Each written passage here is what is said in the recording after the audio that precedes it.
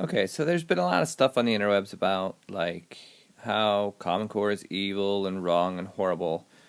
And one of the big controversies has been Common Core math. So we're going to look at how the new Common Core math works. We're going to look at what the old way kind of missed. We're going to look at how to do the new way. Then we're going to look at why there's a new way. And then we're going to look at why so many people are upset about it. And really, it's politics. First up, you've all seen this, and there's a couple of things with this. Honestly, if I saw this for the first time, I would be confused out of my brains. If I grew up doing this and suddenly went to this, I would be confused. So keep that in mind. Also, it's purposefully vague, it's purposely confusing. And it's also got this little thing down here, facebook.com/mentally emancipated. That's propaganda. That's just trying to get you to think that this is the way to go, that this is something that you've been confused by or should be confused by. There's no explanation. There's just this number line with these weird bouncy things and these numbers over here, and goodness, how did we get here? But the old way. Let's look at the old way real quick.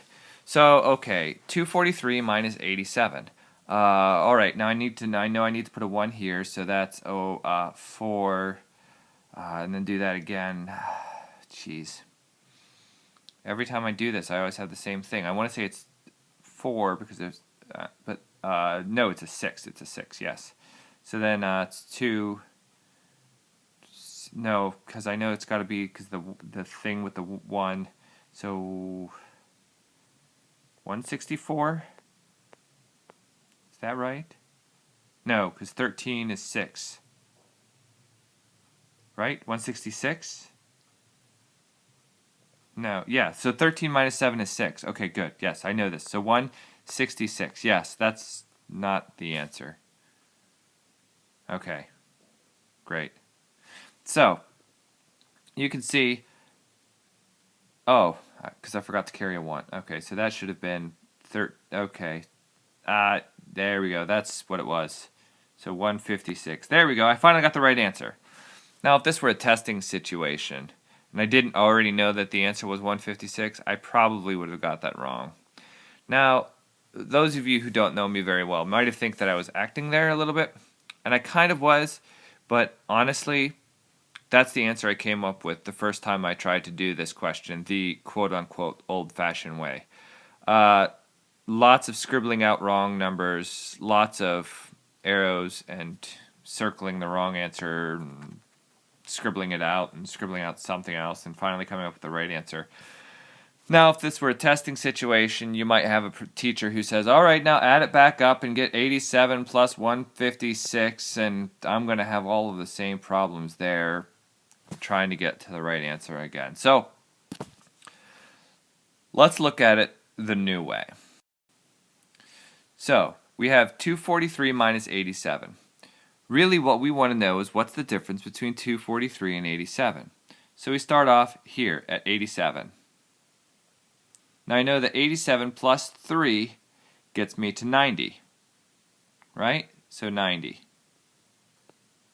90 to 100 is 10. All the way up to 200, another 100. And then over here to 243. So plus 43. I don't know why I drew this little plus sign here, but I did. So let's do 100 plus 43 is 143, plus 10 is 153, plus another 3 is 156. 156. The correct answer. I can real quick double check my work. 200 to 243 is 43, so that's correct. 100 to 200 is 100, that's correct. 100 to 90, that's correct. 90 down to 87, well, I can simplify that. Okay, so I know that that's 3. Pretty simple. So 3 plus 10 is 13, plus 100 is 113, plus 43 is 156. So again, I've got the answer pretty simply. Now that you see it, now that you know that number lines work pretty easily, why are we kind of looking at it? Why are we doing that? So, the first question you need to ask yourself is, what's the point of learning math in 2014? I have a calculator, I have a phone, I have a computer. I have a whole host of different ways to find the correct answer and check it. I don't need to know addition and subtraction for the sake of addition and subtraction. That's why Common Core focuses on the process in order to understand the answer. Number lines are a common way of teaching math concepts to struggling learners. I've done some math tutoring, and so has my partner Carrie. We've both learned that math lines are a really good way to explain the process to getting to the answer.